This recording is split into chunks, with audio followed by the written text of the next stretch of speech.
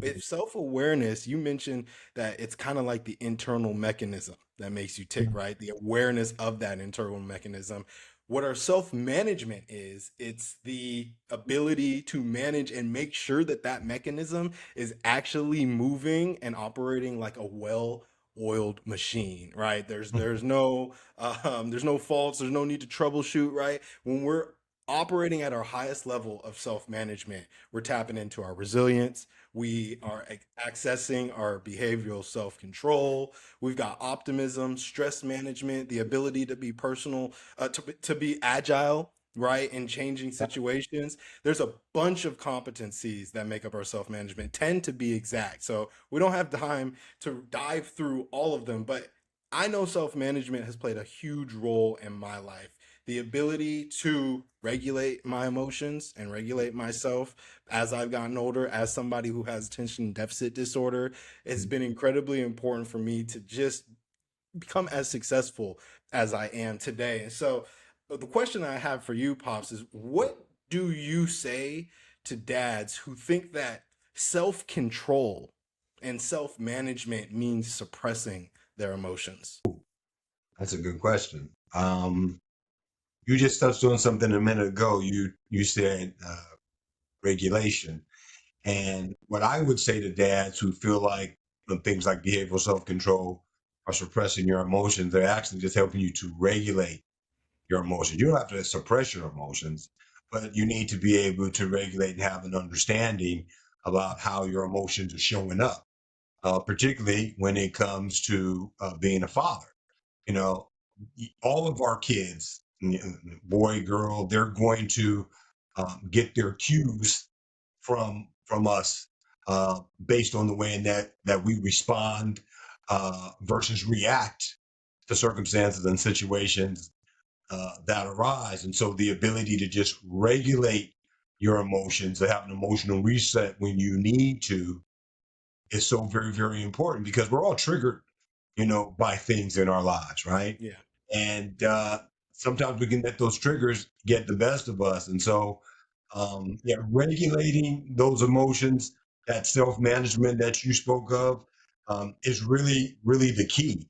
You don't have to, not have emotions, but you need to be able to make sure that your emotions don't control you and that you can control them. And that's very, very important. And so, Yeah. like, how would you encourage a father to practice optimism without it being fake, without it being, toxic positivity, but genuinely a coping mechanism? Yeah, that's real. I think optimism is something that's sorely needed.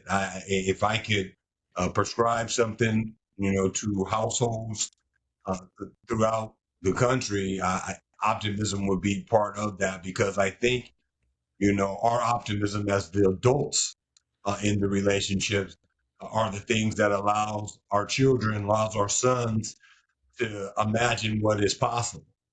And again, I'll go back to the fact that we have to model behavior.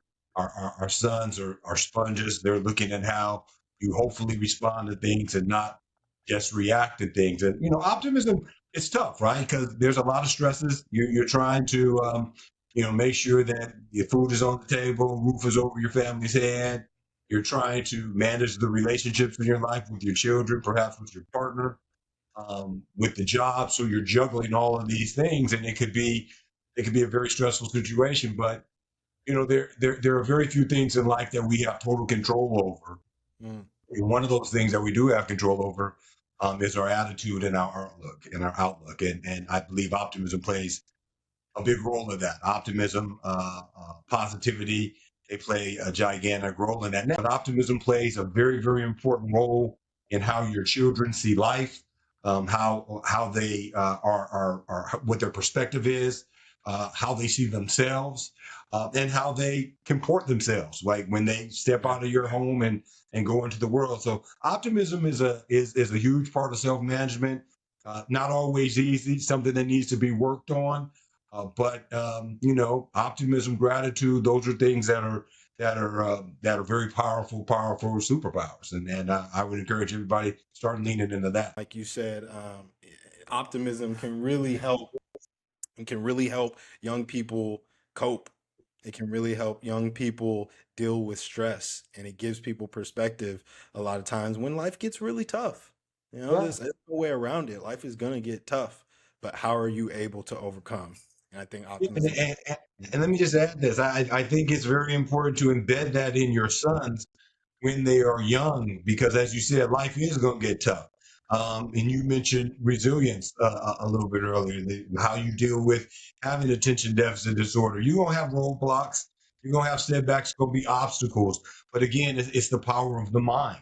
Like, Hmm. are you going to be able to get past this? Do you feel like you can get past this, or have you already defeated yourself in your mind by saying, this isn't going to work out for me? And so, we got to be realistic, that everything's not going to be smooth sailing, but I believe in optimistic realism, because it lets you know that, like, hey, even if, things didn't go the way I wanted them to go on Monday, Tuesday comes, I have another opportunity, and it could get better. You can only do that if you have a positive, optimistic outlook.